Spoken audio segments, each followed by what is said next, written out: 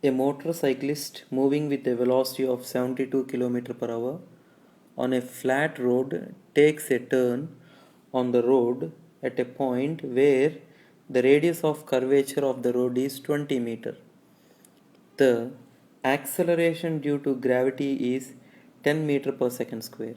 In order to avoid skidding, he must not bend with respect to the vertical plane by an angle greater than. When the motorcyclist wants to take the curved path on a flat road, he himself bends towards the center of the curved path to provide himself a centripetal force. When he bends, his normal force provides the necessary centripetal force.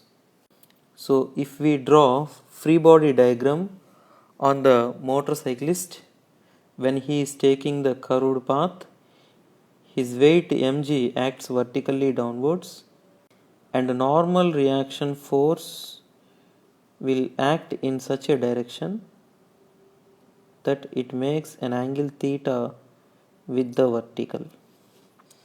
Now, normal reaction force gets resolved into two components as n cos theta, which acts vertically upwards, and n sin theta, which acts towards to the center of the curvature.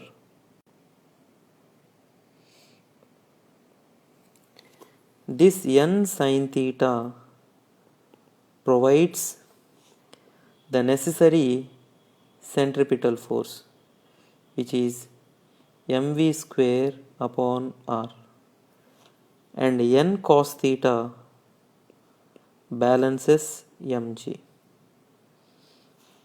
So let this be first equation and this as second equation. Then dividing 1 by 2, we get tan theta equal to as v square upon rg. So v square is 72 multiplied by 5 upon 18 whole square upon r is 20 meter and g is 10. On simplifying this equation, we get tan theta equal to as 2. So theta is equal to tan inverse of 2. So the correct option is 2.